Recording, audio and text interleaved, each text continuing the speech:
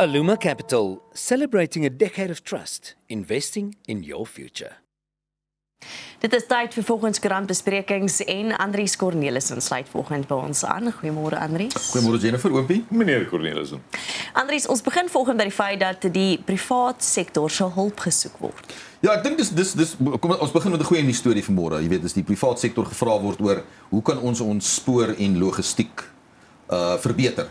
Jy weet, dis amper dis 'n versoek vir inligting. Jy weet, mense wat belangstel om te belê en te help om die spoorvervoerstelsel beter te maak. Dit is van wie dit veronderstel is om dit te bestuur van die begin af nie. Ja, maar jy sien die ding is dat jy weet dis 'n goeie teken wanneer iemand soos Prasa byvoorbeeld in die departement van vervoer erken dat weet kom ons kry ander mense in om ons te help om ons planne in werking te stel.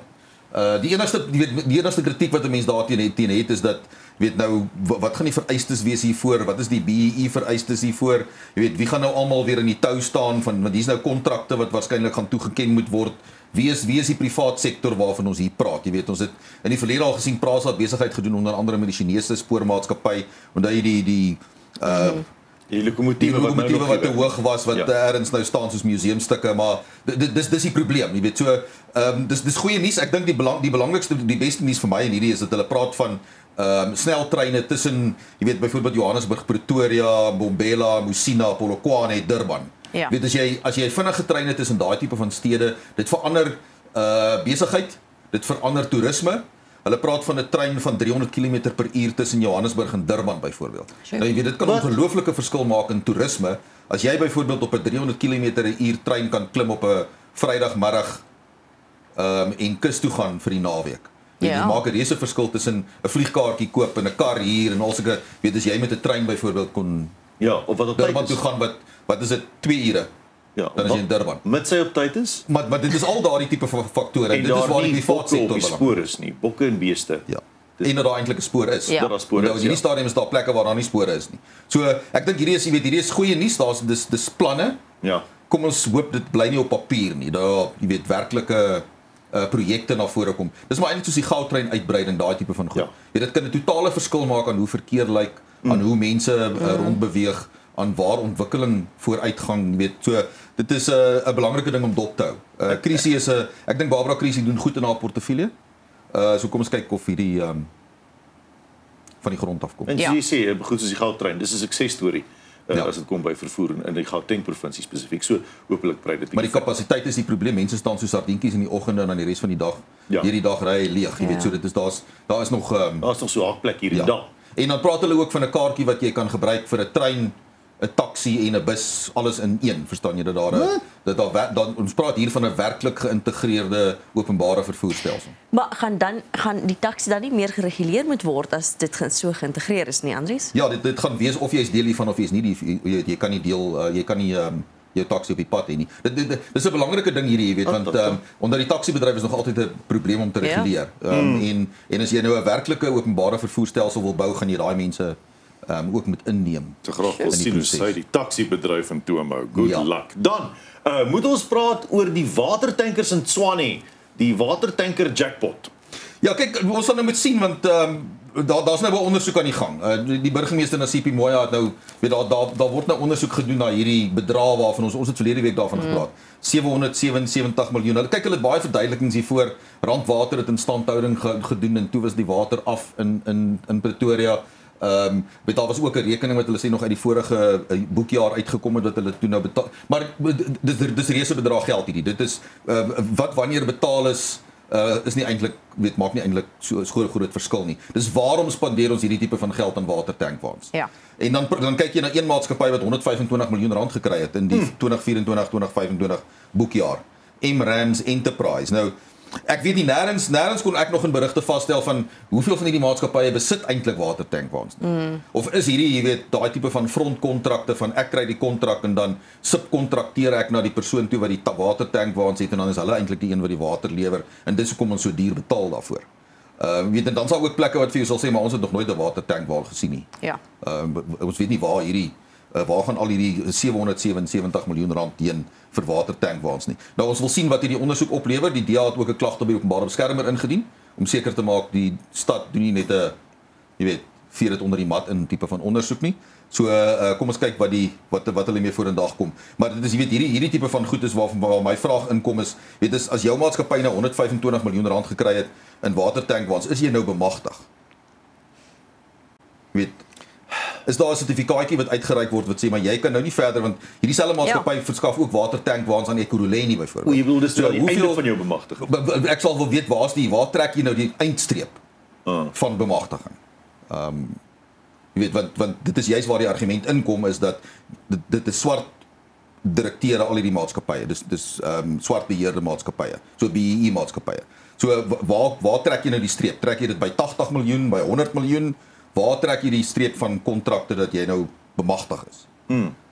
Dit is ek dink een van die debatte wat ons moet voer oor rondom die kwessie van swart ekonomiese bemagtiging. Ek dink ook daarbij gelas hoeveel mense neem jy in werking? Verstaan, hoeveel werknemers het jy? As jy hoeveel families onderhou? Ja, en is dit, hoe ver brei die bemagtiging uit? Want ek dink dit is ook belangrik. Van die ding is dat jy weet dit gaan ook oor jy weet is dit die tipe van ding van waar soos ons sien met die Tembisa byvoorbeeld is dit die soort bemagtiging waar jy koop multimiljoen rand voertuie. Ja. Met ander woorde bemagtiging is tog dat dit moet volhoubaar wees. Ja. Anderster is dit eintlik net dit is soos jy wen die lotto en dan koop jy vir jou 'n paar dierkarre en dan 5 jaar later is die geld opgeëet.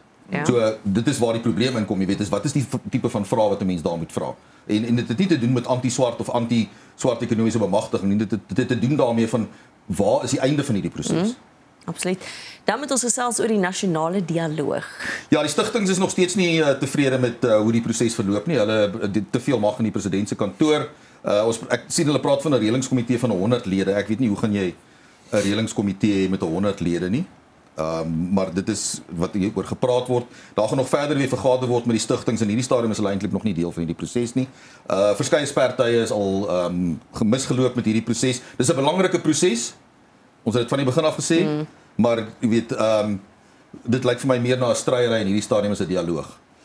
En dit is eintlik, weet hoe verwag jy moet gewone Suid-Afrikaners met mekaar in dialoog wees as jy nie kan saamstem oor hoe lyk die komitees en hoe lyk die reëlings en wie moet in beheer wees? Want hier's nou 'n bekleierery oor wie is nou eintlik in beheer. Is dit 'n politieke proses van die regering of is dit 'n burgergedrewe proses? Ja, so die toutrekkery is nog aan die gang rondom die proses. En die korrespondensie? Ja, laat ons vinnig daarna verwys, die Afrikaner brief. Ja, die brief. Ja, dis 'n interessante weer die presidentsie het hulle op die skouer geklop, jy weet, hulle verwys na hulle as compatriots. So ek neem aan diegene van ons wat nie die brief gesien het voor die tyd en nie geteken het nie, is nie compatriots nie. Ek weet nie presies hoe werk dit nie. Maar ja, daar's 'n groep wat dit onderteken het. Die vreemde ding is daar was name by gewees en toe daar name later verdwyn van die oorspronklike netwerk 24 berig af. Ek weet nie hoekom haar name verwyder is, maar daar is 'n groepie van 40 omtrent.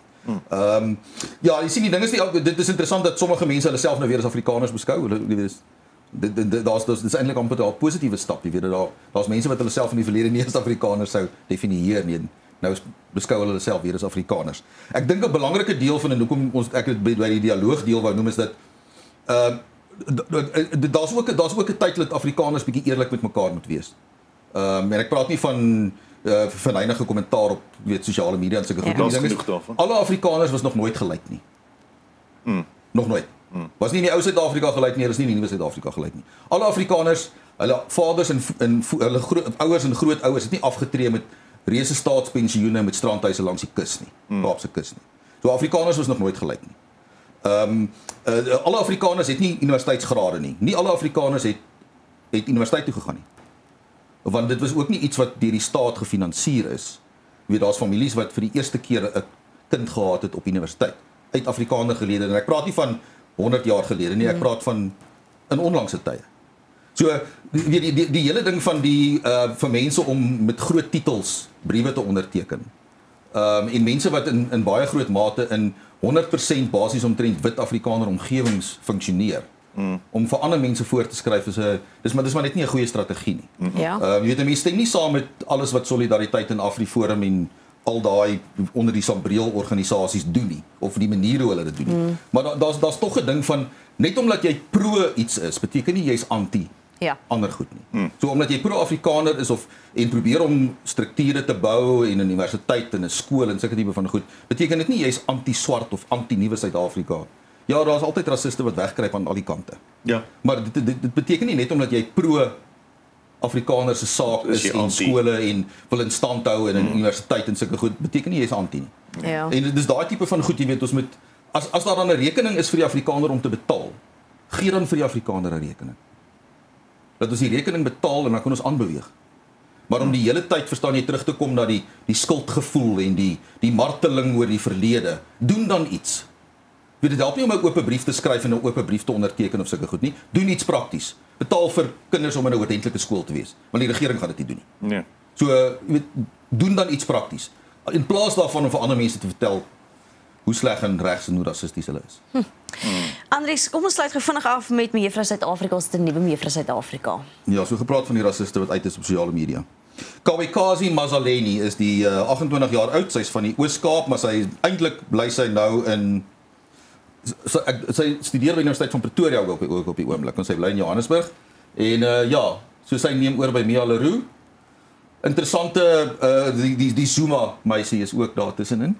Ek sien die MK-party het blitsvinnig. Dit was die vinnigste wat ek nog gesien het hoe die MK-party gereageer het op 'n nuusgebeurtenis, maar Luyanda Zuma, 23 jaar oud, is een van die naaswenners, en dan is daar ook Karabo Mareka, 27, wat ook ja.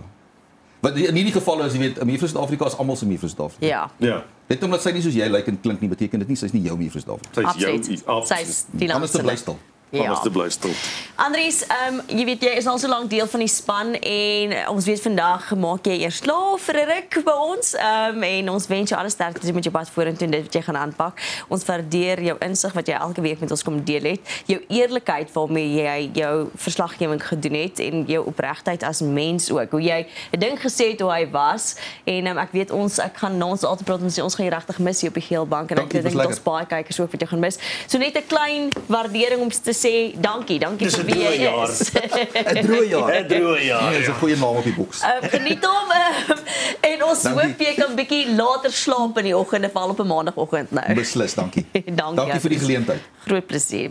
Dit is dan Andries Cornelissen bly net daaroor is ons nou weer terug. Aluma Capital, celebrating a decade of trust, investing in your future.